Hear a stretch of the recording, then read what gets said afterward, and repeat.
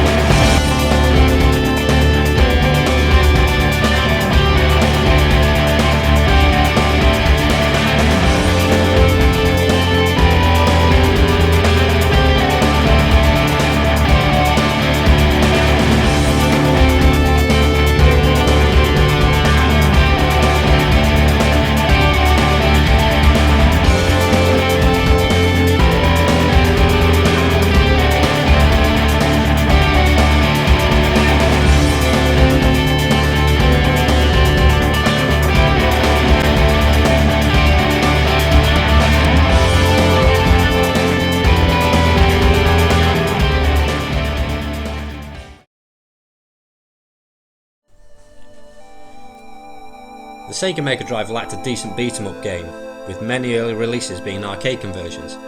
Okay, there was Golden Axe, but the people wanted something on the streets just like Final Fight. Enter Streets of Rage, also known as Bare Knuckle in Japan, a side-scrolling beat-em-up where you can play one of 3 ex-police officers to clean up the streets, which have been overcome by crime gangs controlled by Mr. X.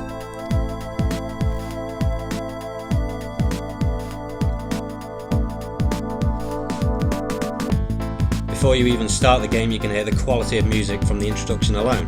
The soundtrack made by composer Yuzo Koshiro, which sounds popular for the early 90s.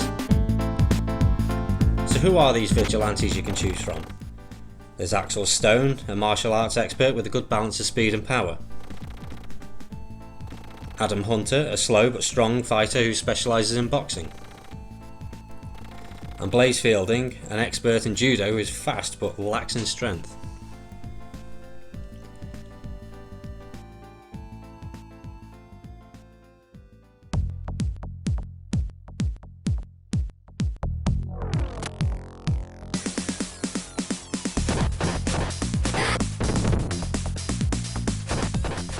You start the game on the streets, which is lit up with neon signs that look stunning, and that thumping soundtrack that kicks in may remind you of Technotronic's Pump Up the Jam. In the top left of the screen is your health meter, lives and high score. Next to that is the amount of specials you have available, and in the middle is the amount of time you have remaining in that stage. Straight away you are met with thugs coming to attack you, but they can be taken out simply with a fury attack.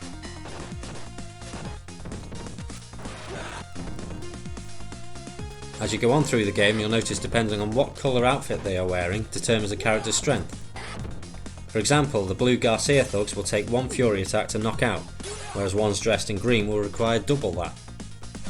None of the enemy characters' names or life meters are displayed on screen except for the end of level boss, whose life meter is only displayed. Each player has a standard fury attack which involves a few punches and a hard kick to knock them down. Axel will punch twice to the face, 1 to the torso and a high kick to the head. Adam delivers 2 straight punches to the face, an uppercut followed by a roundhouse kick. Depending on how quick this is executed, the kick may send the enemy flying across the screen, but this is slightly weaker than the standard kick which would normally knock the enemy out. Blaze's attack is 2 chops to the face, a kick to the torso and a somersault kick. Other attack moves are the jump kick for long range attacks, a backward attack by pressing the jump and attack buttons together, grapple moves which can be executed either in front or behind the enemy. If the enemy is grabbed from the front, you can do one of 3 manoeuvres. Hit the attack button for a series of close body attacks, pressing away an attack to throw the enemy, or pressing jump to vault over the enemy and perform a suplex move by pressing attack. During a 2-player game, you can hold onto your partner and vault over them to perform an airborne attack. Or if your partner holds you from behind, you can use them to hold you while you kick forward. In rare cases, an enemy will grab you from behind, enabling you to execute the same manoeuvre. Weapons can be found or taken from enemies such as baseball bats, lead pipes or bottles, knives and even a pepper bomb. These are great for keeping enemies at bay or incapacitate them from a distance. Health pickups can be found along the way, such as the apple for a short boost in health and a chunk of meat to completely fill your health meter. In some cases you may become surrounded by enemies and need to get out of the situation quick. Using your special attack will call police backup who will fire a napalm rocket into the area that you are standing.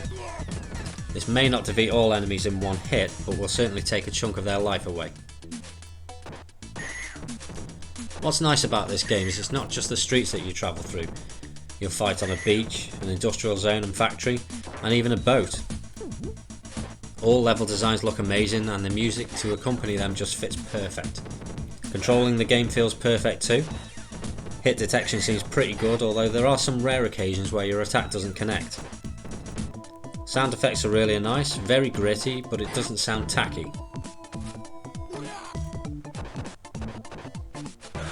All boss enemies are huge and can be pretty tough.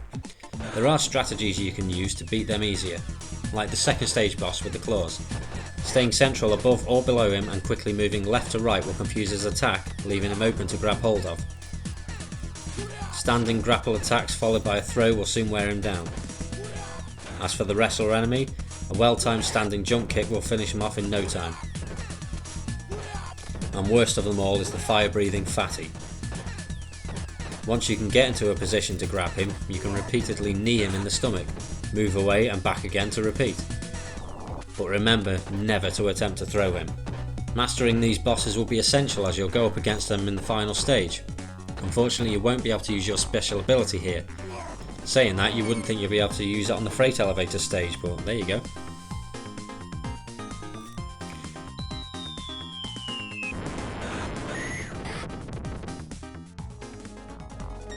If you do make it to the end, it's not just a case of taking out the boss and moving on with your life. You'll also be given the choice to become Mr. X's right hand man. Accepting his request will send you back to stage 6. Once the game is complete, you'll be given the bad ending. If you're in a 2-player game, you'll get the option to fight Mr. X together, both take him up on his offer, or fight each other for the better or worse depending on who wins.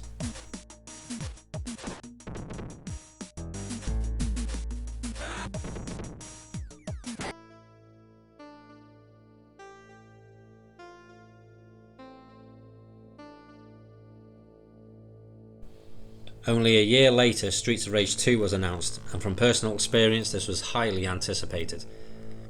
Could it be better than the first? And if so, how? What else could be done to make Streets of Rage look any better? With only a year of development, this would surely be a flop. Mr. X has returned to take over the streets again, but this time he's kidnapped Adam Hunter. In this game we welcome back Axel and Blaze along with Max, a pro wrestler, and Adam's younger brother Skate, or Sammy depending on region. Axel and Blaze remain the same in strength and speed, whereas Max is very strong but sluggish. Skate is very fast but weak. From the start you'll notice the graphics have been immensely improved with more colour and detail, and the character sprites are larger and more detailed. You still have some of the previous villains such as Garcia or Galcia depending on which region you're playing, and Y-Signal. But more noticeable are the sound effects. These have been beefed up to 11 with sweet punching sounds that will make you feel like you're really making an impact. The music once again is composed by Yuzo Koshiro and it's blinding as always. With all this eye-popping 16-bit goodness, what new treats do we have for the characters? All characters have their own unique style of moves but use the same commands. There's a standard fury attack of punches and kicks, but if timed right an extra kick can be executed. This is more noticeable with Axel as he'll double kick at the end instead of a single kick. A new move is added by holding down the attack button for 2 seconds and letting go for a quick attack. The usual reverse attack is present by pressing the jump and attack at the same time. Jump attacks are as normal with the addition of holding the down button whilst attacking for a downward press. Standing still and performing a jumping attack will deliver a variant of jump kick. Another change in the grapple attacks are standing still whilst holding an enemy and attacking. This will give one strong attack. Pressing forward an attack will chain a few body shots. The same throws and suplex moves are still present here but more animated. Skate can vault over an enemy and if timed right he will throw them mid-vault. As he is too weak to suplex an enemy, he'll sit on the shoulders and repeatedly punch them. A special attack has been added which won't deplete your health. Pressing a direction twice followed by attack will make your character charge with a very strong move. This will also enable Skate to roll at high speed across the stage.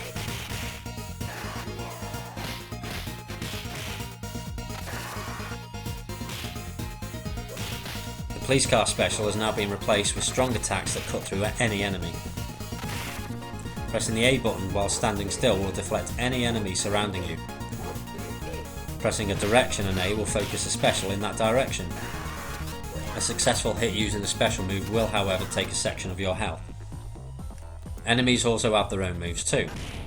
Some have various attacks as well as blocking, and some have special moves that will cause huge damage. Weapons are still present in the game such as the lead pipe, knives and katanas. These can now be thrown at enemies to keep them at a safe distance. With Max, a lead pipe will also hit an enemy behind as well as the one in front. Skate will however struggle to lift the pipe, leaving you briefly open for attack. Bosses are bigger and badder with some brutal attacks. Learning their moves and when best to attack is the only way of getting past them.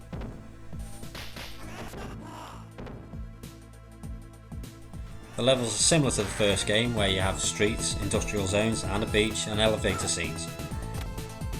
Nonetheless they still look great and don't seem like a direct copy of the first game. There's a lot more going on with more enemies on screen and attacking from the scenery. And speaking of scenery, is it just me or does this castle look vaguely like Batman?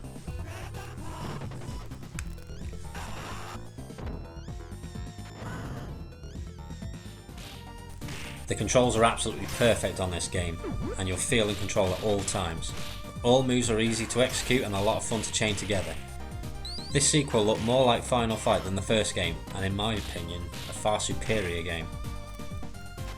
Just as the first game, once you've completed it, you'll want to go through it again with a different character.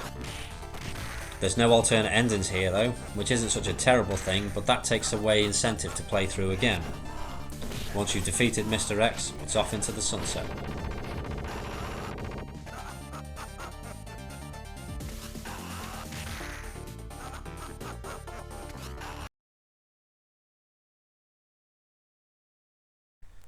Two years later, a third game in the series was due for release. Even more anticipated than the last, but right from the start with some dreadful music on the intro screen, this wasn't looking promising. And when you get to the character select screen, that's where it really starts to sound bad. There are 4 characters again to choose from. Axel and Blaze are still in the roster as well as Skate. Max has been removed and replaced by Dr. Zan. I'm not against character changes, but when the first game makes such a huge impression on you, you kind of hope for an original lineup with some new sprites and moves. I was pissed off Adam wasn't in the second game, and now he only makes an appearance in the cutscenes. And if you've played the Streets of Rage remake, you'll know that Adam would have made a perfect character in the sequels. Mr. X is back again. He's now creating an army of robots to replace officials throughout the city. Using bombs placed across the city to distract the police while he carries out his plans, Dr. Zan requests Blaze to help stop him. She brings along Axel, and Adam sends Skate out to help them too. Throughout the game you'll be presented with cutscenes, which in my opinion is a steaming pile of shit. I don't want storyline in a beat 'em up game. I want straight through arcade action. Many people may like this variant to give the game more depth, but I think it's a waste of precious fighting time. First impressions of the game are pretty good. The graphics look as good as the last game, and so do the characters. But one thing put me off instantly, and that was the sound effects. Punches now sound limp and don't always sync up with contact to the enemy. If you compare it to the second game, where each punch is bold and makes a great impact sound, whereas this one makes a slapping sound. Maybe it's just me, but it just doesn't feel like I'm doing much damage. Most moves have been carried over from the last game with only minimal changes. Now you have a power meter in the top centre of the screen. When fully charged, a special move won't take health from you. Stars can also be earned below your health meter. This will make your power moves stronger and more aggressive. Among some old familiar faces, there are new enemies and bosses, and they all look pretty good to be fair. Rue can be unlocked as a playable character if you defeat his master first, and so can Shiva after you've defeated him. Some characters have been altered for regions outside of Japan for various reasons. The female characters have their legs covered fully in clothing. Ash, the stereotypical gay character, was removed, and more annoying is Axel's grand upper vocal has been changed to say bare knuckle. On the plus side, all levels do look nice, although parallax scrolling would have been a nice addition. Playable characters and enemies look pretty decent, their detail and colours look spot on. However, the music is experimental and fails as a result. If anything can be learned from the past two games is, if it ain't fucked then don't fuck it.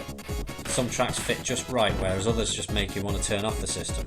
And I can't see many people wanting this soundtrack as a part of their vinyl collection. The difficulty on this game has been ramped up to go fuck yourself, making it a hard challenge for beginners. And choosing easy in the options will limit you to 5 stages of gameplay. It's still a good game, but not a patch on the first 2.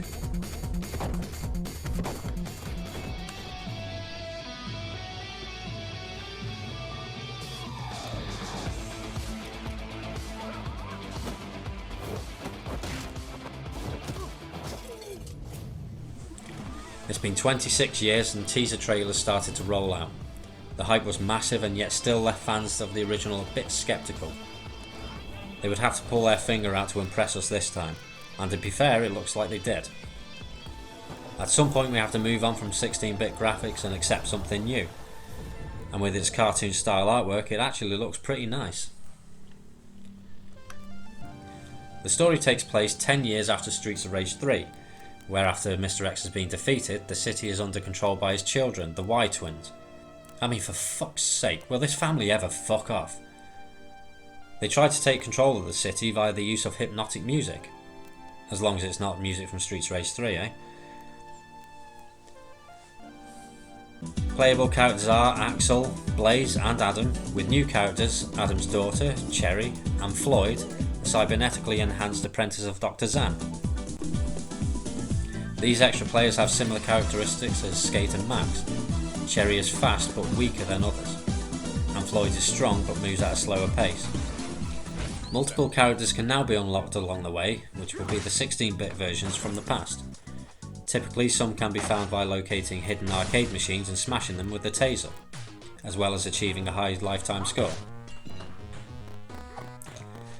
Fighting styles are still similar to the previous games with a few variations. There's now a star move which you must press 2 buttons together to execute. Stars can be found throughout the stages, and this will create a devastating effect to all enemies around you. Health pickups are the same as they've always been, but you can change what type of food is available in the options menu for things like pizza, fries, onion rings and more. Weapons can be found also, either on the ground or can be taken from a thug, but the added bonus now is you can catch the weapon if it's thrown at you. A very handy trick if your timing is right. All characters and moves are well animated and have real impact. The enemies have their own unique characteristics and moves, adding to the depth of the game. There's plenty of replay value with incentive to keep playing to unlock all the characters. Once completed, you can replay any level, which I thought was great. The game also features a boss rush mode where you must fight all bosses in the quickest possible time. Arcade mode where you must get as far through the game as you can with limited lives. And battle mode where you can fight one-on-one with another player. And of course the audio section where you can listen to all the classic tracks. Except Streets of Rage 3 because it's shit. The detail in this game is absolutely stunning. All the stages look impressive, and there's the odd Easter egg here and there, including references to the Turtles, Shinobi, and the old Pine Pot shop. The soundtrack is great and fits in with the game nicely, and nothing that stands out to be terrible. The only real downside to this game, and it's just my opinion, is the difficulty. On my first try I found it near impossible to get past the first few stages. Lowering the difficulty until I gradually got used to the game made it a lot more fun.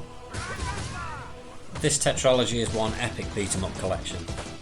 If for whatever reason you've never played these before, then I suggest you do. A fifth game in the series would be nice, but I don't think it's really necessary. These games are starting to get pricey now, so if they are out of your price range, I would recommend the Sega Mega Drive collection on various modern systems. You're guaranteed to have endless fun with these amazing titles.